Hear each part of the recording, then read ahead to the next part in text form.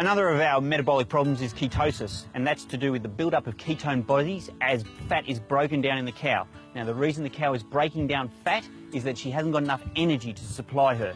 She's losing energy by making milk, often in a large amount, but she hasn't got enough energy coming in. Now, that could be a primary thing, physically not getting enough food in the mouth, or due to another problem, a disease or another underlying issue. What we need to treat that cow with is some dextrose, given in the vein to supplement her energy levels.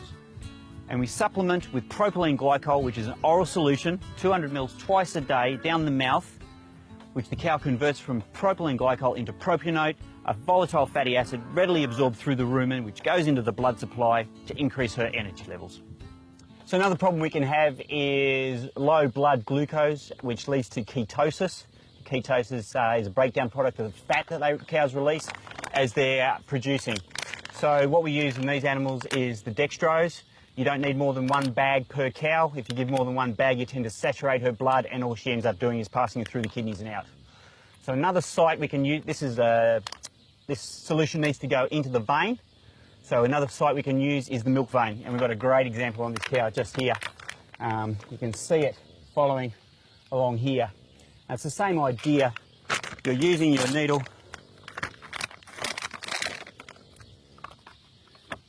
to go into this vein. You've got to be careful when you finish so you don't get a hematoma. Also be careful, these back legs, even though she's down, she can swing and hit you in the face. That's why I'm standing at this side of the cow. Last thing you want to do is catch one of those in the face. I mean, you can come around a little bit, but still be careful. You've probably seen a cow in the paddock scratching her nose with her back feet. If that's the case, it shows how far they can reach forward with those legs. Remember, you're doing something painful, sticking this through the skin.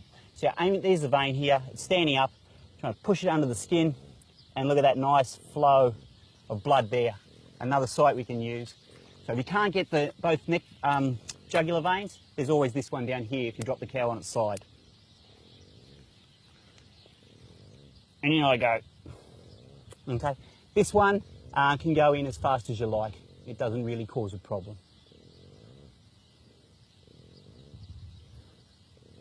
So that's flowing in nicely there. Be careful you don't lean on the cow's ribs. She's got to use these to breathe, remember? They've got to go in and out. So you've seen the jugular vein, you've seen this milk vein. These are things that farmers can do. These are things that vets can do. If you've given a bag of calcium, a pink bag in the vein, most cows will get up in about half an hour.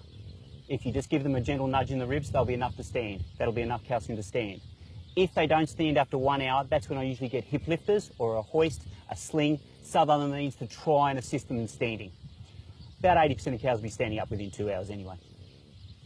So I'm running in this glucose solution, the dextrose solution into the vein, give her some energy to replace what she can't make up for because she's producing so much. Hand in hand with this is another drug we use called ketol, which you give orally. So we give about 200 mils twice a day to the cow that's down with ketosis to aid her to get the energy level she needs to be able to stand up again.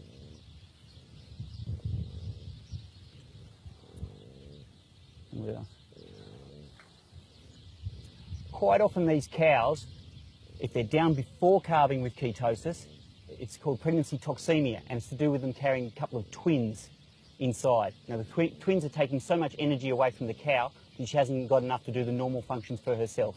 These twins are basically like parasites, taking the glucose that she would normally use. So we're fishing up our bag of dextrose here. It's all going in the vein. It's important to get this in the vein rather than under the skin. It doesn't get absorbed under the skin, it tends to sit there. And you'll see if you put it under one of these sites like over the ribs or on the neck, what you see is it tends to migrate downhill over the day and end up just pooling under the skin down here, not getting absorbed and having no effect on the cow. So it's important we get it in the vein. We're coming to the end of this bag, this dextrose solution for her. I talked earlier about how important the milk vein is, that we don't want to damage it, we don't want to get what's called a hematoma or a big blood clot around it. So as we pull up, we'll put up some pressure on to hold that off so it doesn't bleed anymore under the skin. We're just running in that last bit now. Here comes our air line so we can watch it coming down. Squeezing that last bit in, pull out the needle and hold it off. And we'll just hold that for about 20 or 30 seconds, so it's enough to stop it clotting.